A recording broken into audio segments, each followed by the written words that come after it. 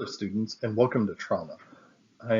Today, we are going to go over the Trauma Overview, Chapter 36 in your book. I have made my own slides.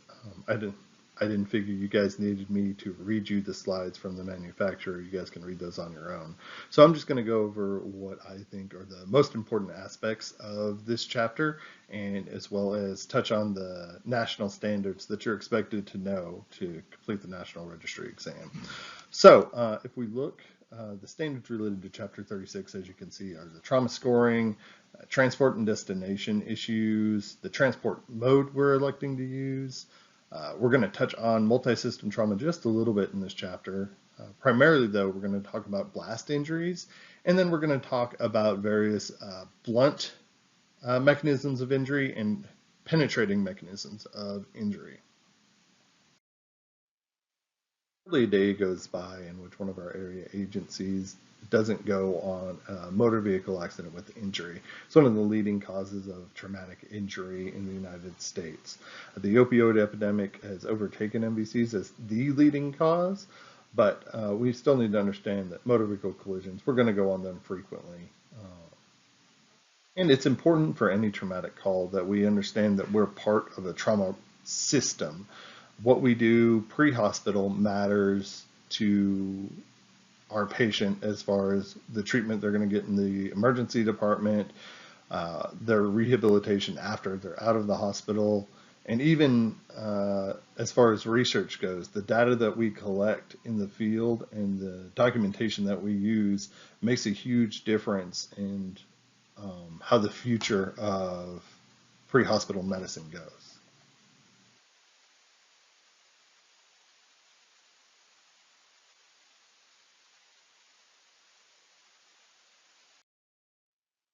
About trauma is to divide it into its pre-event, event, and post-event phases.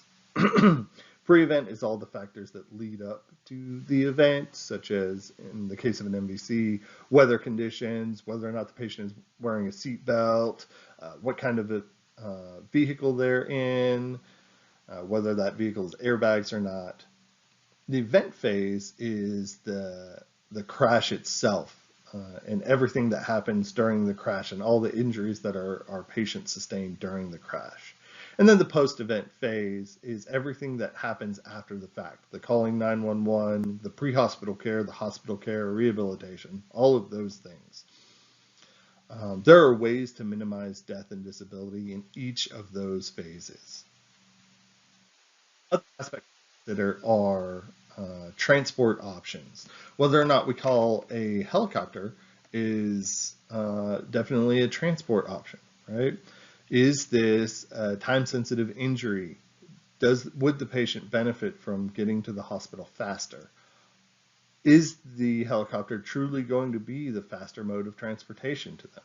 Consider that they're going to have to land, you're going to have to transfer care for that patient, and they are going to have to lift off and then take them to the hospital. Just something to consider with our helicopter transports. Another thing to consider is our appropriate destination decisions. Does this patient need a specialized trauma center? Do they need to go down to Washington Regional? Do we need to helicopter them to Springfield for specialized services? Those are destination decisions, and we need to think about those as early as possible in the call. We also need to consider the phases at which trauma patients die. Box 36-3 in your book does an excellent job explaining the types of injuries that will kill your patient immediately, the types of injuries that will cause your patient to die shortly after you see them, and then those things that will kill your patient long after we have taken them and dropping them off at the hospital. One skill that all paramedics should strive to master is kinematics, which is basically a fancy word for saying what injuries are likely to be present given a specific trauma scenario. One aspect of that is kinetic energy, which is 1/2 of mass multiplied by velocity squared. Another way of saying that is that velocity is going to have a greater impact on the amount of energy transferred between two objects. We're going to look at some specific blunt trauma mechanisms of injury. I've chosen MVCs because they're one of our most common types of injuries that we see. We can see in the upper left corner as a head-on injury, which for unrestrained occupants usually follows one of two trajectories. Either the down and under pathway, where our knees are primarily going to receive the energy and be our first point of contact to the vehicle. That energy is going to travel through the knees, up the femur, to the hips, and to the spine as well. So we could see knee dislocations, femur fractures, hip fractures, spinal cord injuries, and if there's enough energy produced, we could even see cardiovascular and pulmonary injuries as well. With the up and over pathway, where our head is our primary point of contact with the windshield, so we could see cervical spine as well as cranial injuries. You could also see pulmonary injuries as well. One of the main things to be concerned with up and over pathway is ejection from the vehicle, which is shown to cause greater morbidity and mortality in our patients. Next, we have our rear end, which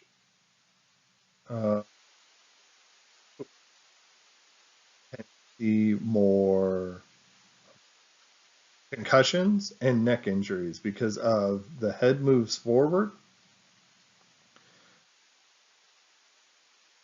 It moves forward, and the brain continues to move forward, hits the skull. Then as things shifts backwards, our head snaps back, and then our brain hits our skull as it stops. Rotational impacts can cause rotational injuries.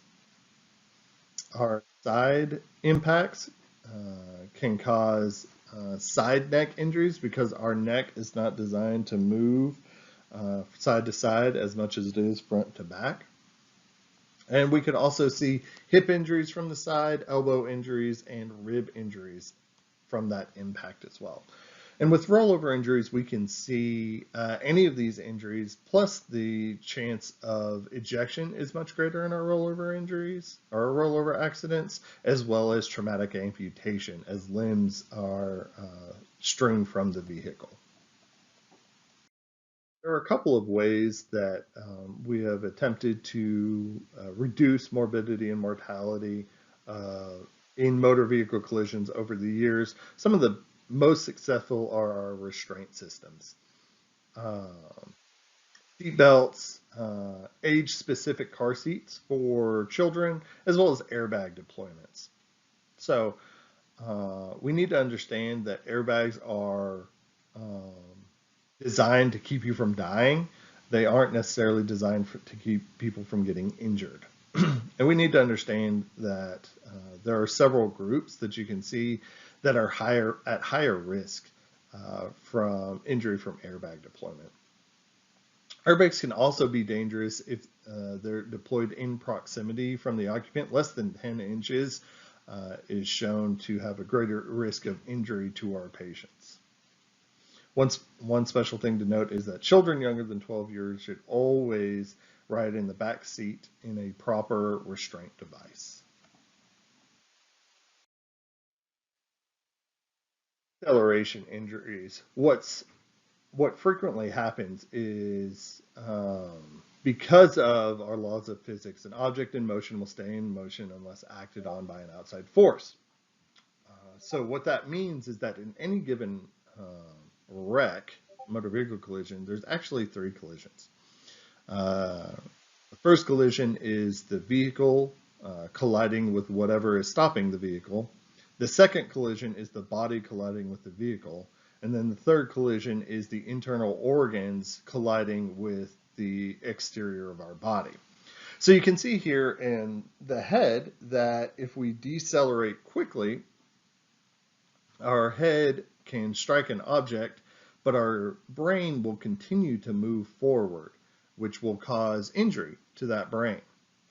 You can kind of see the same thing in our chest cavity with severe and rapid deceleration of the chest. The aorta can actually separate from the body.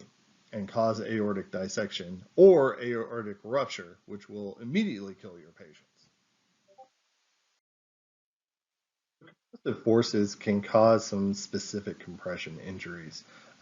As you can see on the right-hand side, that person is falling and will hit the ground, which will cause not only head trauma, as far as either closed or open skull fractures, as well as cranial damage, but it can also send that energy down the spine, causing cervical and lumbar fractures as well. On the ribs, we can see fractures to the ribs, which will make an unstable chest wall, as well as damage to the lungs. One thing to note for patients that hold their breath just before an injury is what's called the paper bag effect. You have lungs, and there's nowhere for air to go when it gets compressed, so it can cause that tissue to tear. Similarly, in the abdomen, with our hollow organs, you can have that same effect. And with enough compression force, those hollow organs can tear open, spilling their contents, or the solid organs can sustain too much damage and rupture, causing internal bleeding. It's worth noting that farms in particular are dangerous environments for people. Farmers, a lot of heavy grade equipment, and frequently, for ease of use, they will take off the safety mechanisms that are associated with these devices, and disastrous results can occur from torsion injuries to tractors falling on people. One of the most dangerous pieces of equipment in a farm silo where a patient can become trapped. Also of note are livestock. Livestock injuries are fairly common in farms as well. Particular note are motorcycle accidents. There are a couple different types of motorcycle accidents that are worth mentioning. The patient is often thrown from the motorcycle over the vehicle, which can cause head and neck injuries. Also, if the feet stay on the motorcycle, the midshaft femur could absorb the impact on the handlebars. Also, perennial injuries could get caused by the handlebars as well. An angular fracture, the rider may become pinned between the car and the motorcycle, causing lower extremity injuries. A lot of times, motorcycle riders will separate themselves from the motorcycles if a crash is inevitable. With these patients, we'll tend to find road rash injuries, but frequently have fewer injuries than those that stay on the ride. Another mechanism of injury worth noting is the pedestrian versus motor vehicle accident. These occur slightly differently from an adult than how they occur as a child. So one thing to note is adults tend to turn away from the vehicle in preparation for being struck. When they are struck, the bumper tends to hit either in the shin or knee area. And then the second injury occurs as the patient strikes the hood of the car. And then once the car brakes, they will be flung backward, creating possible other injuries, including neck and back injuries. It is also possible, if the car does not stop, that they will be flung over the vehicle. With the child, this presents slightly differently. Children tend not to turn away from vehicles, so they tend to get struck more head on. And the initial impact is usually with the hips or the chest of the child, depending on their age and the size of the vehicle. Next impact will sometimes they will be thrown from the vehicle as the vehicle stops. Other times, if the child is small enough, they will actually get rolled under the vehicle as well. Be on the lookout for any child that has been run over by a vehicle for burns from the underside of the car. That's often a secondary injury that you can see with pedestrian child accidents. Blast or explosions can cause four phases of injury, which we're going to talk about. The primary blast injury is going to be the shock wave that comes out. It can hit vulnerable tissues, including the inner ear and the lungs, which can cause blast lung and bleeding from the ears. With blast lung, we need to be very cautious if our patient is experiencing extreme effects from that. We need to be prepared to intubate them rather quickly. Secondary blast injuries are injuries due to missiles being thrown from that blast force. So we could see things like lacerations and fractures from those missiles being shot out. Typically, could also see high impact injuries as well. Our tertiary blast injuries is the impact due to the person being flown, so we could see head and neck trauma as well as further fractures. And then our quaternary blast injuries are going to be anything else that happens, from smoke inhalation to the building falling on them to being exposed to burns, anything like that. With vertical falls, what we oftentimes see if they land on their feet is that you'll see calcaneus abrasions or fractures, and that force will travel up through the legs into the spine. So don't be surprised if you have patients with all the way, depending on how far they fall, they could have all the way up to cervical pain and back pain from these types of penetrating trauma is going to cause cavitation, which is temporary displacement of tissues, which may create permanent cavities within the body. These penetrating trauma is caused by some sort of penetrating force into the tissue of the body, as opposed to blunt force, which is typically wider spread. One type of penetrating injury we need to talk about is the penetration injuries due to firearms. Uh,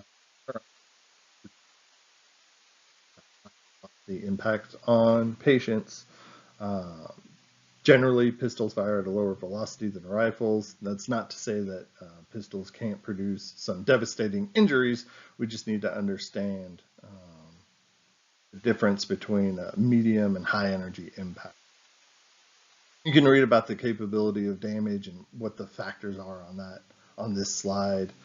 One thing to note in documentation is that our ability to differentiate between an entrance wound and an exit wound is pretty limited and often does not affect patient care.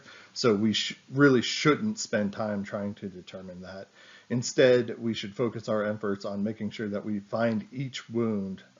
And if we have an entrance wound without an exit wound, we need to consider that that exit wound may be in an unexpected place, or that the projectile may still be lodged within our patient.